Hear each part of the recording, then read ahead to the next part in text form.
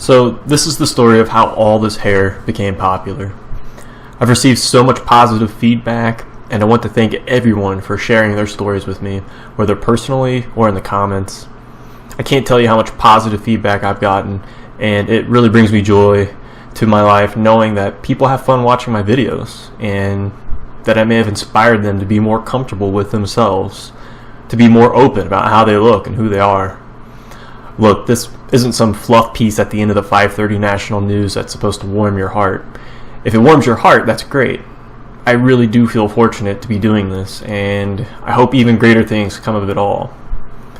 Look, I practically grew up like this. I had chest and back hair at age 14, and had Elvis-style sideburns before I was in high school. I could buy beer at the age of 18 by just going sleeveless to the corner store. But it wasn't without its troubles. I remember being a freshman in high school, and in the football locker room, one of the seniors came up behind me and started pulling out my back hair. This type of stuff did happen. People reaching through my shirt and just yanking out hair, right during the middle of school.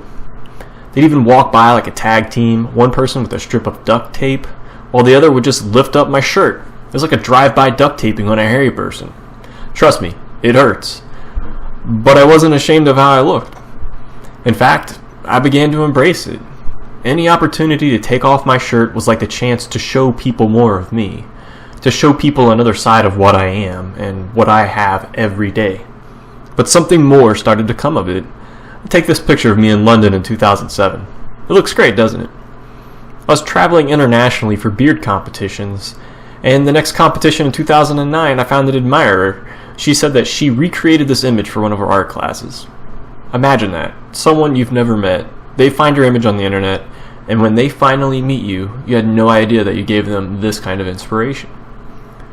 So one time we were on this cruise ship, and apparently it's common for them to have a chest hair competition. Everyone who was traveling with me was asking if I was going to do it, and I was like, oh yeah, of course. I'll gladly take the prizes, free bottle of champagne, trophy.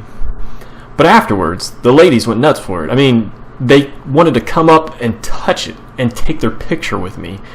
I mean, I knew it was hot, but this kind of magnetism, some of them went absolutely nuts for it. I told my wife, you know, I am kind of special. You're going to have to hold on to this. So showing off my chest and back hair became my thing. I would go to beard competitions, and before people knew what was happening, I would just go shirtless on stage when they called my name. The crowd went absolutely nuts for it. It was really liberating, not only to be accepted like this, but to be celebrated for it. It became a part of my appearance, the hairy dude with a beard. I mean, the beard was nice, but showing off this much raw sexuality, I could understand why years ago Burt Reynolds was such an icon. If you ask me, all the hair removal men go through is ridiculous these days, when in fact it's true a lot of women like the hair. It's a secondary sex characteristic. If having a beard has been cool for 10 years, then I'm going to make being hairy look good again.